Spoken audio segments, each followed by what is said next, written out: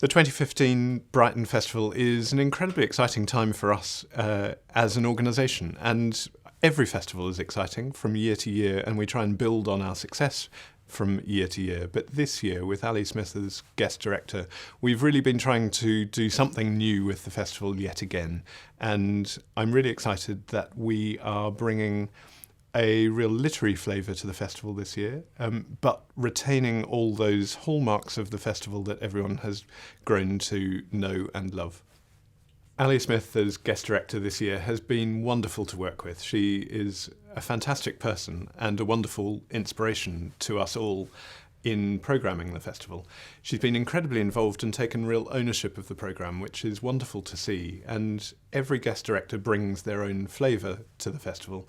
But this year, Ali has really grabbed hold of how we shape the programme, and I think it's a really beautiful thing to see how work comes together and how she has dealt with the thoughts and ideas of all our programming team and worked with the conversations that she and I have had to then bring something quite other and new. And she is really interested in things crossing over. We're starting to talk about crossing places and the way that arts cross over each other and meld and are no longer the thing that they started out to be. And that maybe sounds a bit obtuse, but actually it's just that art can never really be defined as one thing and one thing alone. And at Brighton Festival, we've historically been really interested in work that is both music, both theatre, visual art, dance, and doing new things with those forms. And I think Ali, as an author who is pushing form herself all the time and really testing how forms can work in different ways, has taught us to think differently about the work that we programme and the work that we bring. And she's also brought an incredible range of artists to the festival, both people that she knows well and also people that she has loved for many years and I think longed for an opportunity to invite them to do something. The themes that we're working with this year that Ali has specifically inspired are three. I've talked about crossing places, and that's absolutely central to the whole programme, where dance melds into art and visual art melds into theatre and so on. The others are art and nature, artwork that reflects nature and nature that reflects art. And the central image of this year's festival is, after all, a bird. And Ali's wonderful introduction to the festival starts with imagining the world seen from the eye of a bird. And I think there's a huge amount then within the programme that reflects that notion. The third theme this year is taking liberty and all manner of things to do with freedom and equality. And I think that's partly because we are, of course, in an election year this year, but it's also a response to the importance of equality and the preponderance of inequality that we are seeing in various situations around the world at the moment. And it's something that I know Ali feels very strongly about, that arts and culture have an important role to play in speaking to the importance of liberty and freedom. And it's, after all, something that Brighton Festival has concentrated on throughout the last 5 or 6 years. What I've always thought is one of the great things about a guest director is their ability to host artists in a festival and invite them to participate on a certain basis. Some of the artists Ali has specifically invited are Agnes Varda, the wonderful French filmmaker and art maker.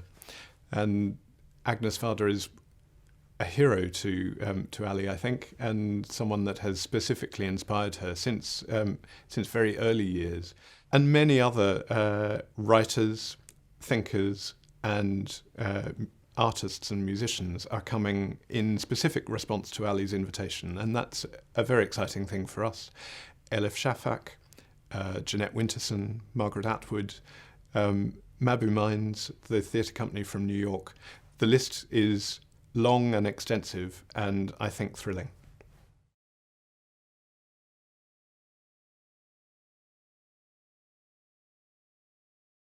The themes of the festival are really closely related to my programme.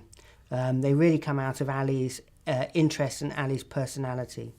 So we have some big centrepiece events. We have a big event with the charity Liberty, with Shami Chakrabarti, where we're getting a whole host of writers along, including Badisha, Jackie Kay, Alison MacLeod, to talk about the Human Rights Act and talk about what liberty means today. So we have some very big events like that. We also have a wonderful event with Margaret Atwood and Graham Gibson, which is Margaret Atwood's best known for her novels, but she has a real interest in birds, in bird conservation and in migration. So she's coming along to talk right at the end of the festival about that. She's diverting a trip to Scandinavia to come and be with us, which is really wonderful. We also have Jeanette Winterson, who's giving our annual New Writing South lecture. That's a piece that we specially commissioned for the festival, a writer talking about the process of writing and what it means to be a writer today. We have a couple of very strong voices from abroad. We have Elif Savak, who is a Turkish-born writer who's been a very vociferous critic of the Turkish government. She's going to be in conversation with Jacqueline Rose. We have Masha Geeson, who is a Russian writer and activist, a fierce critic of Putin's regime and a campaigner for LGBT rights. She is coming to talk about the 17th century radical thinker Harriet Martineau. I think those two really are really fantastic events. They really show the way that Ali has brought topical voices and international voices to the fore in this festival. Two of the more entertaining events, which I think people will really enjoy, is Andy Miller's Read Yourself Fitter. Andy spent a year reading just the classics, and he believes that the classics shouldn't just be kept in the classroom, but actually people in their adult life should go back to these books. So this is an event where he asks everyone in the audience what they've read, what they want to read, and he tries to guide people through the classics, saying what books that they might have missed that they actually should pick up tomorrow, and books that they could pick up tomorrow that they absolutely shouldn't because they're incredibly boring. That's really good fun. We also have Luke Wright, who is, when it comes to performance poetry, Luke Wright, I guess, is the predominant performer. His new show is called The Stay-at-Home Dandy, and it's talking about the dichotomy between wanting to be an outward-going man about town and the reality of being a new father, and how those two things don't quite compute. So Andy Miller and Luke Wright, I think, will be really, really good fun, entertaining, but still thought-provoking events. What makes this festival so interesting is its proximity to the election. On the second weekend, we've got a big event in the concert hall that's going to be looking back at the election that will have just happened and looking forward to the next 4 years. I'm really pleased that Polly Toynbee has agreed to chair it, and on the panel will be Shami Chakrabarti from the charity Liberty, Caroline Lucas, who probably needs no introduction in Brighton, and the Independent's political columnist Steve Richards.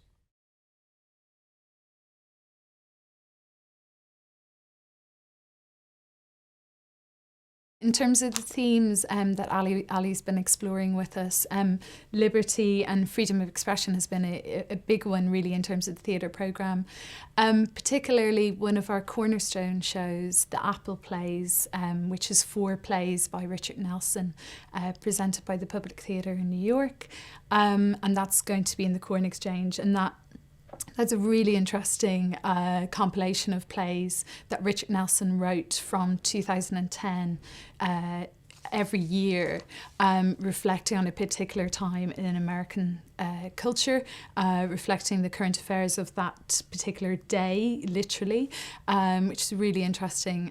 We also have the beautiful Cosmos of Ivor Cutler by Vanishing Point, which is on in Theatre Royal. I think it's a really joyous celebration of the amazing man that was Ivor Cutler. He incredible wordsmith and wonderful charisma and wonderful outspokenness. I'd recommend Backstage in Biscuitland, which celebrates Jess Thom's piece, which she's created. She's a disabled artist. She has Tourette's, and she has explored the experience of having Tourette's, and the show is a real insight into that, very rare form, I suppose, and I think it shows it in a way that is very accessible. I think you will come out of that show feeling like you understand the world in a slightly different way. There would be 3 pieces in the theatre programme that I would recommend, particularly Lucia's Chapters Are Coming Forth by Day, which is by Mabby Mines in the Theatre Royal, and that depicts Lucia Joyce, James Joyce's daughter, in her looking back on her life and reflecting back on her life. So it's a kind of piece exploring memory and loss, and also playing with form in terms of the stream of consciousness that James Joyce is so known for. The other one I would mention is The Red Chair by Sarah Cameron, which is written and performed by Sarah, and it's a Claude ensemble show in the Studio Theatre. It's a one-person show, and she has created this amazing world set in a very strong Gaelic text, and it's a fable about parenthood. I've seen Sarah in her work in progress, and it is remarkably strong and commanding performance and focused. Yeah, so I'm really excited about that. And then the other one I would mention is L'Oubli, or The Forgotten, as its English title is, and that's happening in the concert hall. And it's by Raphael Boitel. This is one of those pieces, it's very hard to define what genre it's in. Is it circus? Is it theatre? Is it dance? I think it's all of those 3. But Raphael, it's her directorial debut. It's like nothing else you'll see. I really recommend it. This year particularly, I'm really excited about Roundabout coming and having a repertory theatre essentially in a tent in Regency Square. That is so exciting. And allows the opportunity for audiences to come back and see performers playing different roles.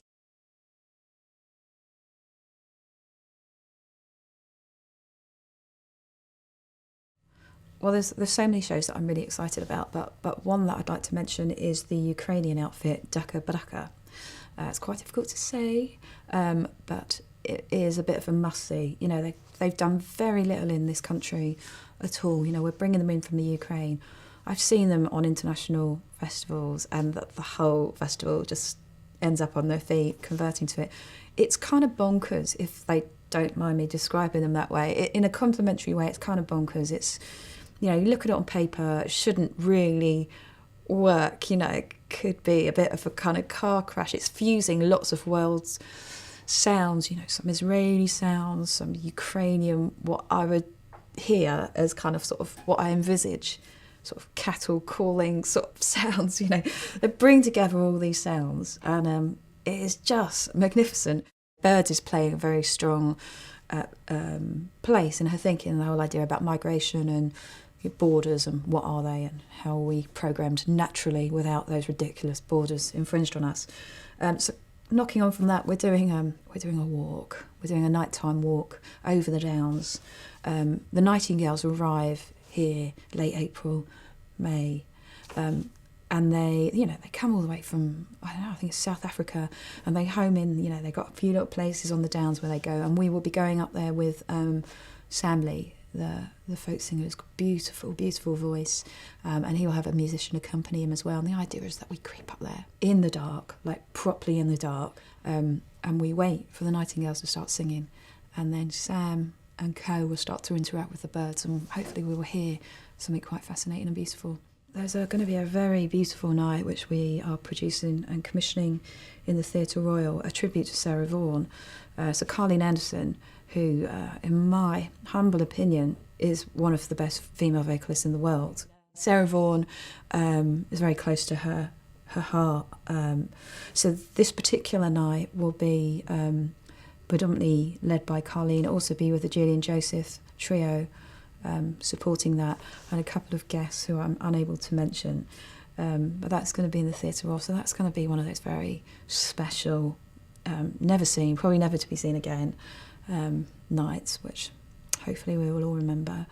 We're also looking at Kate Tempest. So I suppose for me as a programmer and producer, certainly someone embedded in the music world. It's like you always want to hear something new and something raw. You know, you work in live work, you're craving something which, you know, is all powerful, sensual, raw, challenging, all of that. And then comes along Kate Tempest. So, you know, we worked with her very much as a theatre playwright. And now in this particular night, she launches her new book of poetry, Hold Your Own. So we'll open with some readings from that.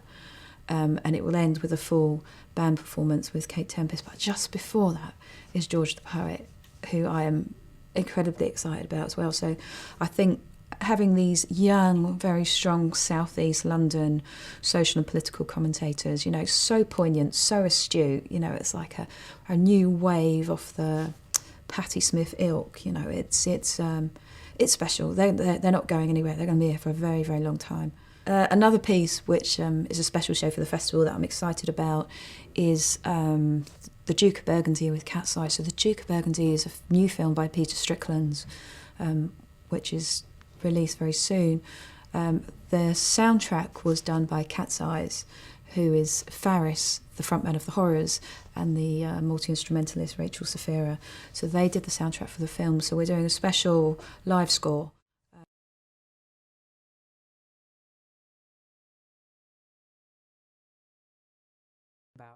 We have extraordinary artists coming. Vincent Dance Theatre, Sylvan Imard Dance, Geminis is coming. We have the amazing Claire Cunningham, Kathy Waller, Stopgap Dance. We're really representing all kinds of movement and communication through the use of your body. It's beautiful.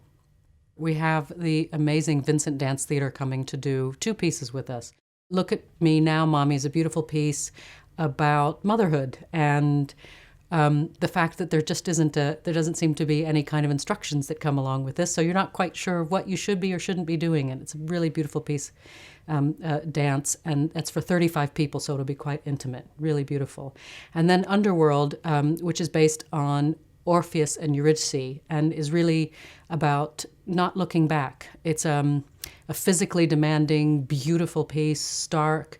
It's going to completely transform the Corn Exchange, and I'm really, really excited about seeing it. Give Me a Reason to Live is a solo performance by Claire Cunningham, the Glasgow choreographer and dancer, and it's based on Hieronymus Bosch's paintings. It's an intimate solo piece of 40 minutes. It'll be at the Old Market, and I promise a really riveting and beautiful experience. Her work is stunning and kind of transcends what the human body is and is capable of.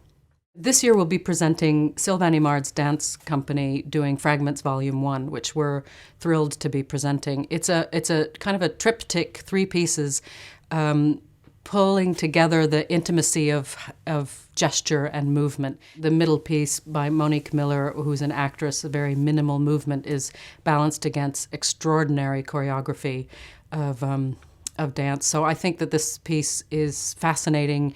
It's kind of the jewel of the program, and we're really excited by it.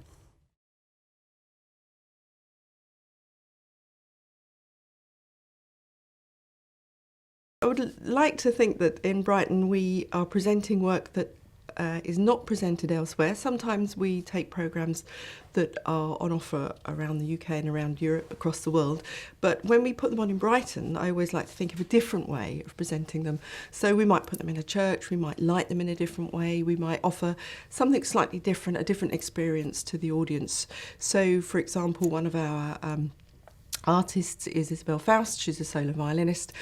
She's going to play all the Bach violin sonatas and partitas, and she will be in All Saints. It will be one woman and a violin, and we can actually make something really special in that particular venue. So even something that she may be playing somewhere else in the world will feel unique to Brighton. One of our programmes is called Animals. It's a chamber choir of 32 singers, the New London Chamber Choir, with their new artistic director, Matthew Hamilton. They are considered one of the best professional chamber choirs in the country, particularly responding to contemporary music. Their contemporary programmes are really fantastic. And And the programme is built around everything from very early music to music written yesterday. One of the pieces, for example, they're singing by Janacin, who was a French composer writing in France in the 1500s. And one of his pieces is The Song of the Birds. And literally the singers have to sound like birds. And so you get these little rounds where they're tweeting or they're cuckooing, and but within that, it's the most really challenging piece. But they make it sound completely effortless. One of our other projects that's really linked towards some of Ali's thoughts about memory in particular is a project we've developed in collaboration with some partners in France. This particular project was developed by the Comédie de Picardie, which is based in Amiens. It's the regional theatre producing house, and they are in the Somme region. They are in the heart of the Somme region. So they wanted to develop a performance that would somehow show and reflect the thoughts and the feelings of French people and World War One. There's music by songs by Gurney and Butterworth, who were involved in the First World War, were soldiers in the First World War.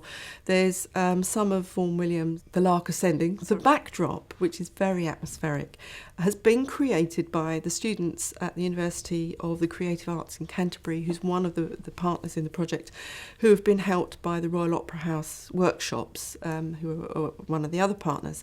So it's a real collaboration. My next very strong woman is Barbara Hannigan, who is the most staggering singer. She's going to give us a programme of works by Mozart and Stravinsky with the Brighton Symphonia. Brighton Symphonia are phenomenal musicians. They've come to us quite a lot in Brighton, so our Brighton audiences know them. So a combination of Barbara, who sings, turns around and directs a bit. She will just carry the whole evening. And my third strong woman, well, actually, there's two strong women in this collaboration. Is something that we've built especially for us, which is an evening of Handel called Being Both, with Susanna Waters, who was the director of our Down by the Greenwood Side opera last year, and Alice Coote, who is another phenomenal singer, world renowned. It's really getting the audience to look at these Handel roles in a very different way. If you're a woman and you're singing a male role, how do you do that? How do you present it? If you're a woman singing a woman's role, how do you do that? So that whole evening is much more about getting the audience and changing their perceptions, hopefully, and their reflections on how that works, and as an artist, what you do. Our big closing concert this year will be with the Halle Orchestra, who are coming down from Manchester for a special concert in the festival with Sir Mark Elder, who is a Brighton Festival Chorus's president. So he'll be working with his own chorus, which will be lovely for the chorus to work with him this time. The concert has got Janacek's suite from the Cunning Little Vixen opera. It also features Benjamin Grosvenor, who's an amazing young pianist, who will play the Shostakovich First Piano Concerto, which also has an incredible trumpet solo in it. So watch out for the phenomenal trumpet playing. And then the second half of that concert will be Janacek's Glagolitic Mass, with our own chorus. How to describe that? It's an absolute tour de force. There'll be about 250 performers on stage, and it's kind of hold on to your hats time. It will be a really rousing and exciting concert.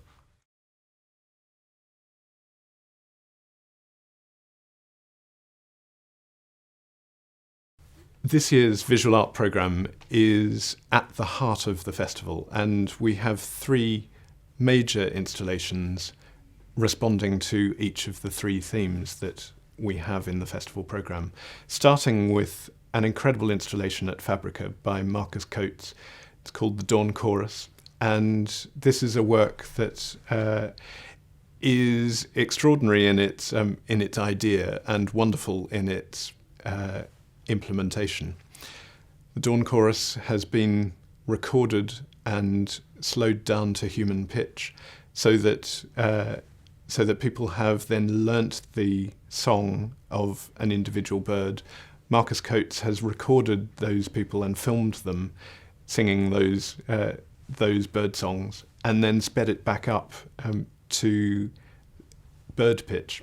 And in 14 screens around Fabrica, we will see the Dawn Chorus made human, made natural again. And it's a mesmeric, wonderful, funny, and also incredibly contemplative piece of work. Secondly, Rachel Kneebone, a long-time friend of Ali Smith's, brings 3 works of hers to the University Gallery at Brighton University. And really, I think this responds to the crossing places theme. And Rachel Kneebone, as an artist, is an artist like Ali Smith herself, who defies form and defies definition. But the central paradox of that, of course, is that she is a sculptor and ceramicist. And these 3 pieces, I think, are a wonderful evocation of how things cross and meld into each other and become something that is different from where they started, and yet they are still the thing that it started from. So a fantastic coup for us to have Rachel Kneebone as part of this year's festival. And thirdly, also in the University of Brighton Gallery, is the installation from Agnes Varda, the wonderful French filmmaker and artist. This is a work that is emerging as we speak, and all I know is that Agnes Varda is a wonderful iconoclastic and individual artist who will create something that we will all be talking about throughout May. We also have the wonderful Scottish artist Nathan Coley coming to us this year, and that's in a joint co-commission with House, and he is creating a new work for us at the Regency Townhouse, which is a politically charged work and responds to dissent and dissension in many different forms. He is also very well known for his text-based pieces, both outdoor and indoor pieces, and look out for one of those around Brighton too. We also have a wonderful pair of Australian artists bringing to us the installation in Circus Street, which is called Gauge. And this, supported by Southern Water at Circus Street, is a wonderful family installation, which is interactive and evocative of weather and water in all its forms.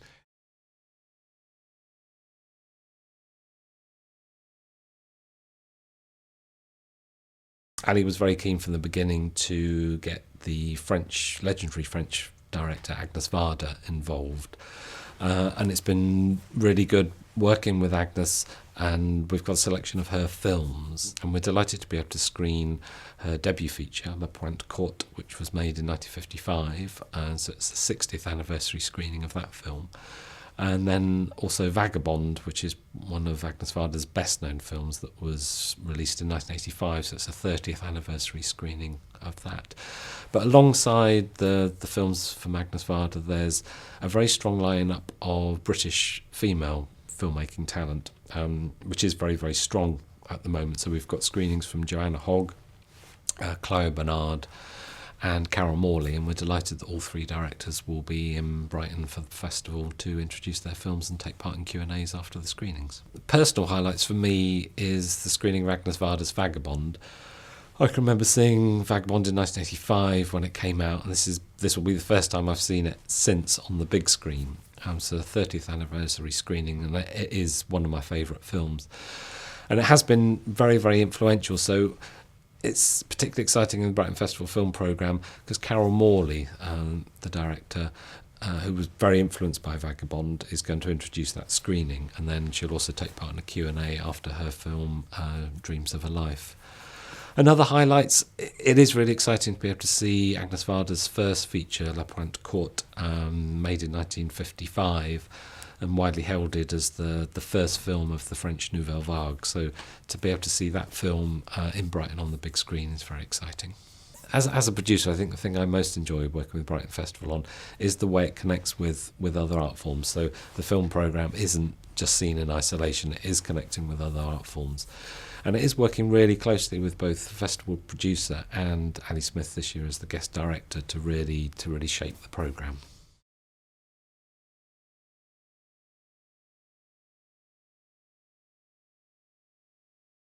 One of the things that fascinates Ali is birds. That's quite a big theme in this year's festival. And one of the authors coming to 26 Letters is a man called Piers Torday, who's just won the Guardian Children's Fiction Prize. And he's written a wonderful trilogy of books that starts with The Last Wild. And in that book, the hero, Kester, is living in a world where there are no creatures left. He thinks there are none left in the land. And he's taken by pigeons to the last wild place where there are some creatures living there. And there's the lovely theme of migration and nature, conservation that goes through the whole trilogy he's worked on. My event in the festival that is mainly for grown-ups, which we always try and do to include them in the children's book process, is a panel event about Tove Jansson, who wrote the Moomins books. And she also wrote adult books as well, including the Summer book, which is probably her most famous one. And we have got the most amazing panel. I feel the only reason we've got, for instance, Philip Pullman on the panel is because of Ali Smith. He's someone I've been asking to come to the festival for years, and the magic fairy dust of Ali Smith made him say yes. He said he couldn't refuse her, so that's lovely. And he's talking with Philip Arder, who's written introductions to Moomin books and is a huge fan, and Sophia Jansson, who is the niece of Tove Jansson and actually appears as a child, as a character in the Summer book. So that should be quite magical for Moomins fans and people who love Tove Jansson's adult books as well. I'm also looking forward to Jacqueline Wilson, who wouldn't. She's going to be appearing in the concert hall, which is very exciting. And we've got an author called A.F. Harold, who's written a book called The Imaginary, and that's illustrated by Emily Gravitt. Now, Emily Gravitt has come before to the festival. She comes from Brighton, and she's the most brilliant illustrator. But they'll be doing an event together, and he's my second author after Philip Arder with a very big beard, so there should be a bit of competition there, so I'm looking forward to that. I'm so pleased that Julia Donaldson is coming back to Brighton Festival. She's appearing in the concert hall. She is coming with her husband, and he plays the guitar. It's very much an hour of songs, stories. It's quite eccentric in a very good way, and lovely for 6-year-olds and upwards, really, and that should be amazing.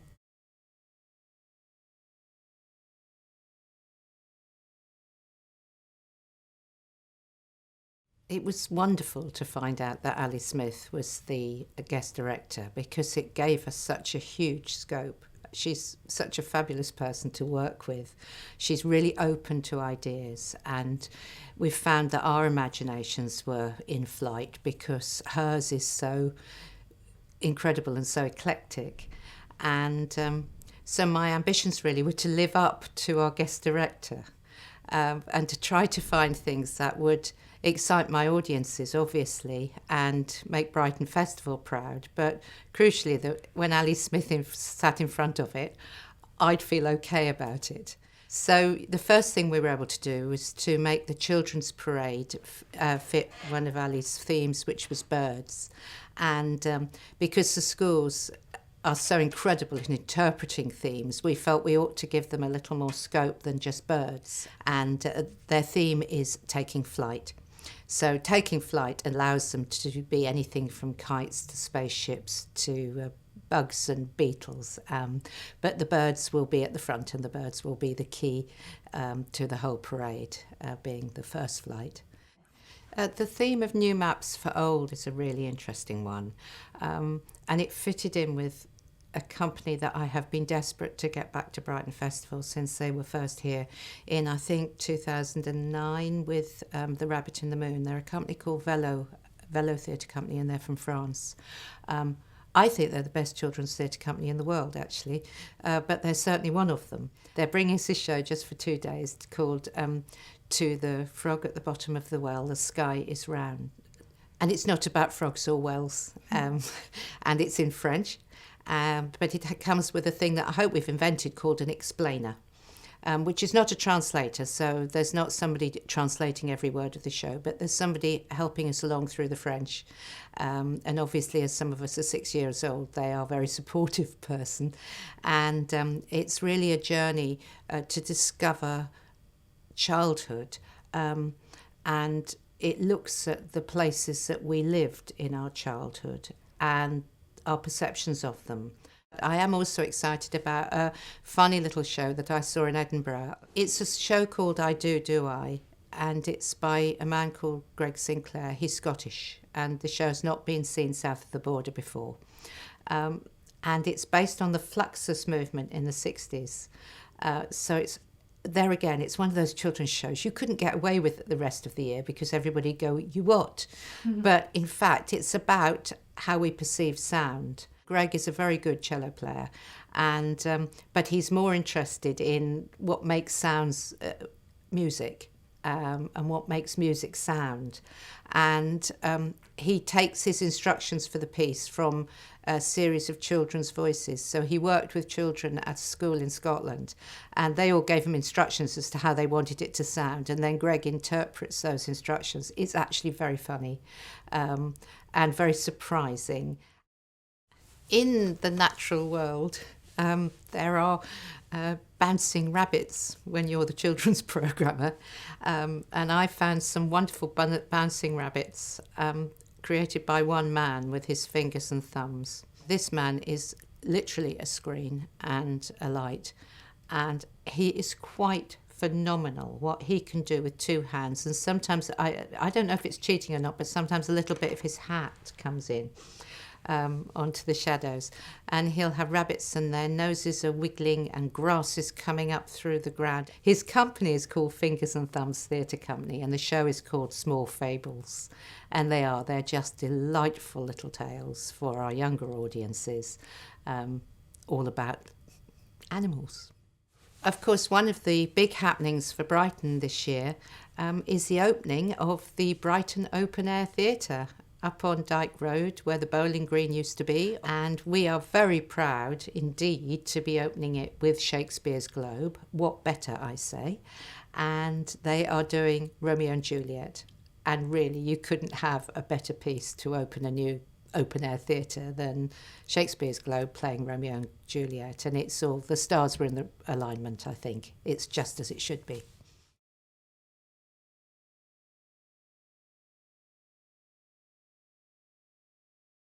This year's outdoor program is really exciting. We have an extraordinary range of artists coming.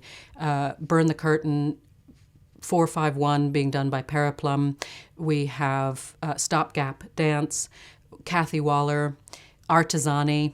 It can go on. It's just really thrilling. And I think the outdoor program to Brighton Festival is so vital. It's a chance for us really to communicate with an audience that might not want to come inside. And it's a really beautiful way to connect art and nature, which is one of Ali's main themes in the festival. One of my favorite companies is Burn the Curtain, and they're coming with a piece called Company of Wolves.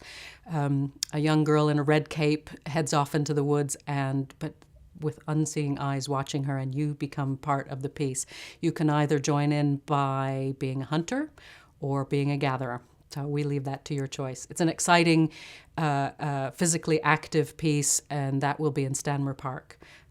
I highly suggest joining in. Avanti Display is coming to Brighton with their piece Reliquary. It's a piece about a new species and the egg, and it's about to hatch. Come see what we might find out. Gobbledygook Theatre is presenting Ear Trumpet. I love this piece. The idea is, well, there's sounds underground, and we don't stop to listen often enough. But Gobbledygook Theatre is going to help us by giving us all sorts of extraordinary listening devices to stop and hear what's under our feet. And now, an extraordinary company that brings amazing visual work to the outdoors is working with the Brighton Festival to create a new commission that's going to be honoring the West Pier and the people of Brighton. It will be on the beach, as light fades into the gloam, we'll be experiencing what it's like to be part of a murmuration. This piece is going to evoke an extraordinary sense of the power of nature and the power of Brighton and Hove, and I think it's going to be a fitting finale to the Brighton Festival 2015.